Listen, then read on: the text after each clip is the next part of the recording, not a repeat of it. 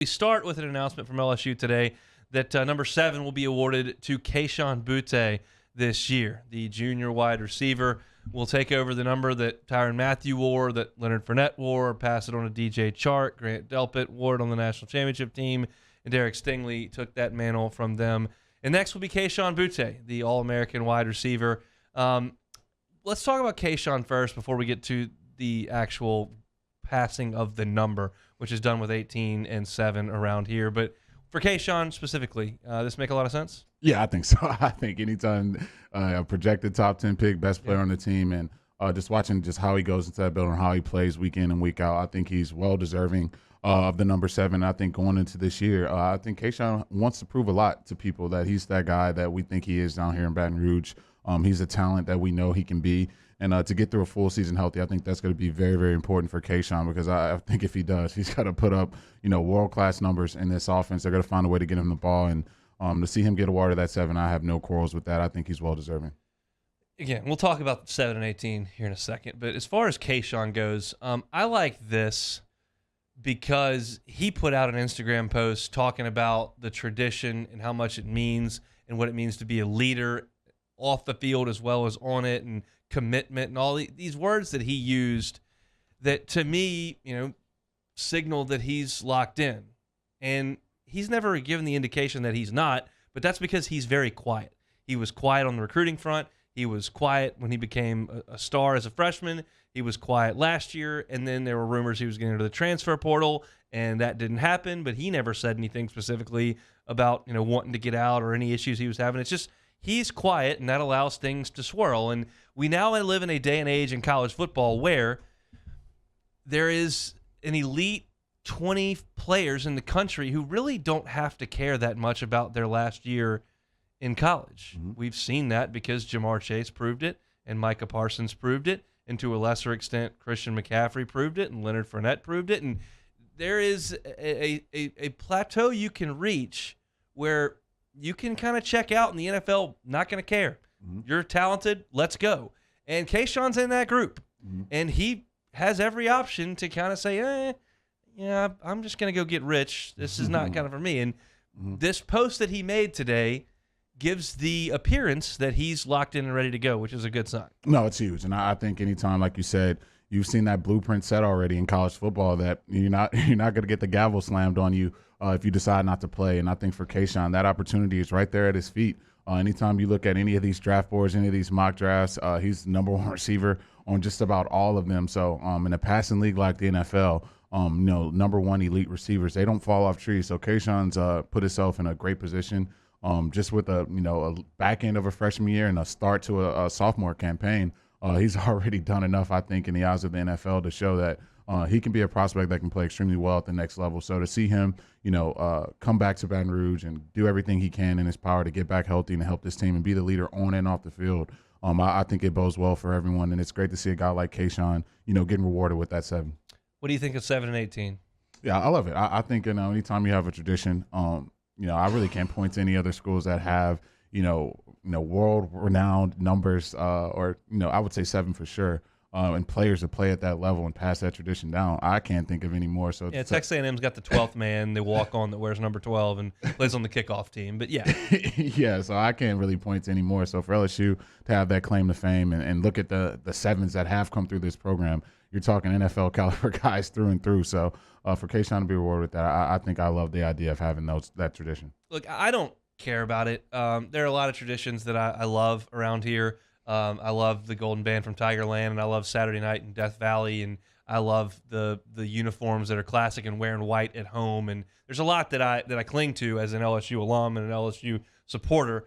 I don't really necessarily care about 18 or 7. What I will say is if it is a dangling carrot, and if the guys take it really seriously, and if it's a big deal for Lloyd Cushenberry to get 18, or name whoever's worn it, I just pulled that one out. But if that means a lot and it creates a leadership role in the team, that there's sort of an official nature to it because of the number that you're wearing, and it allows the guys to group and galvanize around it, then I'm all for it. I'm certainly not opposed to it. I don't think it's stupid. Yeah. It's not really of a concern to me with the tradition. But Yeah. If there's something in that locker room or something that when that uniform is awarded, whether it's 18 or 7, that makes the person who get it say, hey, I got to come every single day and represent the guys who came before me, then I think it's a good thing. Yeah, and I think that's exactly why they started that tradition, especially with 18, being guys who have been in this program that do things the right way. I remember every time that situation or that meeting happened, it's a big deal, man. Being rewarded with that and looking at all the guys that's come through this program and, all the legends, all the Tiger greats, the Hesters of the world, all the players that had that number. It's a big responsibility. And so for you to, have your teammates all looking up to you all, every time you walk in the building, every time you walk on campus, every time you walk in Tiger Stadium, to hold that standard, I think it's huge. And I think for recruiting and for the team and for everything, I really can't point out too many negatives in it. So I love the fact that, they're continuing to do this because I think for a lot of guys, it's a huge thing to be rewarded. And you can see on social media, everyone is really, really happy to see Kayshon get that 7.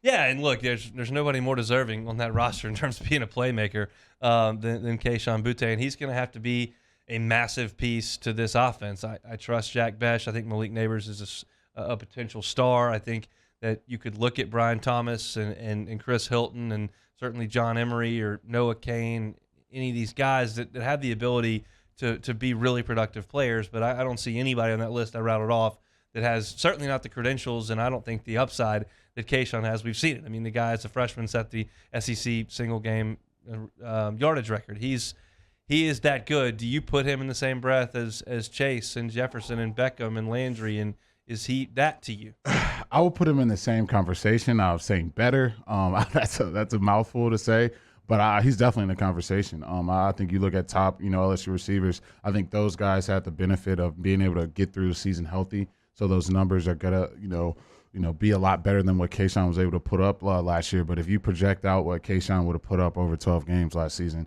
it would have been incredible, and that would have put him right smack dab in the conversation with all those guys. But as far as a talent, I think he's right there with those guys. He's just so similar to me to Jamar. They're fairly unassuming as wide receivers go. They're as general humans go, they're big, but as wide receivers go, they're not. But they're just so sudden. They've got speed that kind of sneaks up on you. They catch everything. And both guys pretty quiet, just not real in your face all the time, but massively productive. And I think Kayshon is 1 year away from being a first round pick and hopefully a top 10, 15 pick, and on his way. But you've got to, now this discussion didn't ever have to happen 10 years ago, 15 years ago, 20 years ago. Is this person going to finish the season? But now, it's something that you have to talk about. And again, I want to reiterate and be very clear. Kayshon has given no indication ever that he was going to opt out after 2 games or after the regular season ended.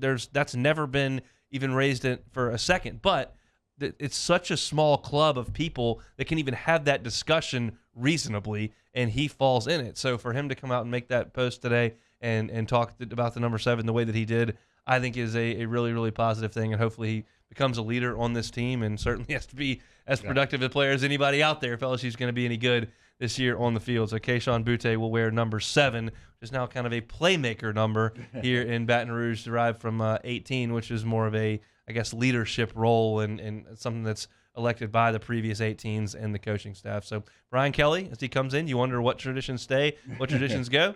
You see Kayshon Boutte and the transfer of the number 7 sticking around.